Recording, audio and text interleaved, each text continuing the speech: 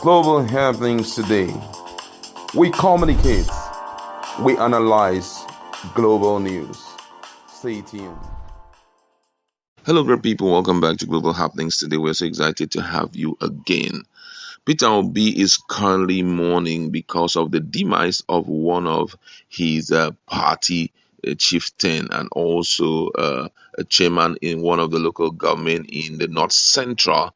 Also, in a related development, the full list of the judges who are going to be hearing the election petition tribunal has been released by the National Judicial Council. We're going to be looking at this two news in a jiffy and also the reactions of Nigerians in this respect. Now, according to the news, Peter Obi has lost one of his key member, chairman of Labour Party, Mr. Nathaniel Ochuche. Ochuche, who was the Edikul Ward 2 chairman of the party in Apa local government area of the state, was murdered alongside four others at the weekend. The party publicity secretary in the state, Mr. Tesu Obumde, confirmed the incident in a statement he issued and made available to reporters. And in its statement, it read thus: It is with rude shock that the Benue State Secretariat of the Labour Party received the news of the killing of its chairman in Edikwa Ward 2 in Apa local government area, Nathaniel Ochoche, who was ambushed and taken out by armed Fulani militia. Until his death, Mr. Choche was a consummate party man who worked assiduously hard for the growth of his community, constituency, and country, both in words and works. He called on the federal government to, as a matter of urgency, put up measures that would ensure glorious end to the continuous menace by the headsmen, and also in what is considered as most important news for most obedient, a total of 257 judges will hear petition arising from the 2023 general election in Nigeria, according to a list by the National Judicial Council (NJC). Proceeding at the Presidential Election Petition Tribunal and State Election Petition Tribunal are expected to commence fully in May after the Workers' Day holiday. Nigerians have shifted their attention to the tribunal as aggrieved candidates in the February 25th and March 18th contest attempts to overrun victories or overturn victory. Independent National Electoral Commission has issued certificate of return to all winners of various positions. Already hundreds of petitions have been filed to challenge the outcome of the Presidential, National Assembly, Governorship, and State Assembly polls. But much are expected due to the April 15 supplementary election in more than 20 states in view of the provision of the Electoral Act 2022. Section 132, subsection 7 and 8 allows for petition to be filed within 21 days after the declaration of result. The respondent have 21 days to respond, while the court has 180 days to decide. This is really interesting, and this had been what most Nigerians have been waiting eagerly to see, and unfortunately it's coming now. Now the big question is, how can the cases be accelerated for us to get the results before the swearing in of the president-elect of the country? Peter Obi have a lot of provable evidence to put forward so that he can get back his mandate. But the problem is, would the judiciary do what is expected of them to do, owing to the fact that the man at the top there that's talking about the overall man in judiciary is also of the same, southwest, like Bola Ahmed Tinubu. But then we cannot throw to the winds our hope on the judiciary, because right now, whether we like it or yes, that's the only source of our hope if there is any thought towards regaining back the mandate. The elections have come and gone. The petition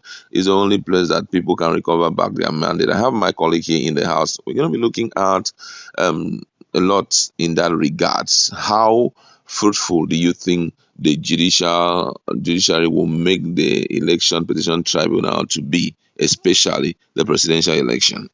Well, I'm hopeful. But I'll be then again. I'll be as objective as I can be. If you look at the main ruling parties camp, they seem excited. It's as if there's what we call delaying tactics involved. They keep saying things like immediately after Labour's Day, May 1st, they'll probably be looking into that, reducing the little time we have to less than even 30 days.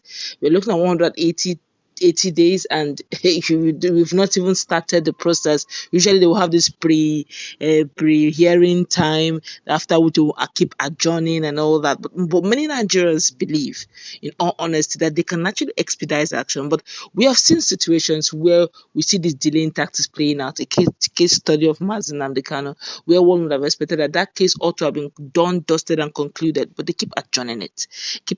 Don't forget that the judiciary, with due respect, as independent as they seem to be, or they ought to be, they still get their salary signed and sealed from the executive before it's being disbursed. So I'm just being very objective here, who in his right senses would want to annoy the person who signs his salary? It could be delayed, So it's a bit tactical. That's why you see some Nigerians out there insisting and crying for interim government, because they don't see it being feasible that they'll get this whole thing done and dusted within the time before 29th of May. So the big question is, will they make this happen before May 29? I don't see it. I don't see it happening, really.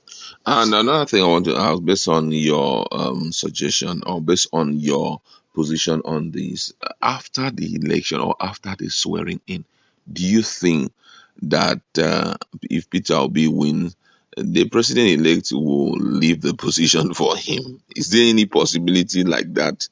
The question you should even ask is that, who is that judge that will now pronounce Peter Obi the winner when Asiwaju is already sitting as the president? After the judge made that pronouncement, with due respect, that judge should start thinking of moving to exile. Because you cannot, Asiwaju from a long time, in fact, before now, he has been shouting that Emilokun, it is my turn. And now he finally sits, you want to unseat him. How?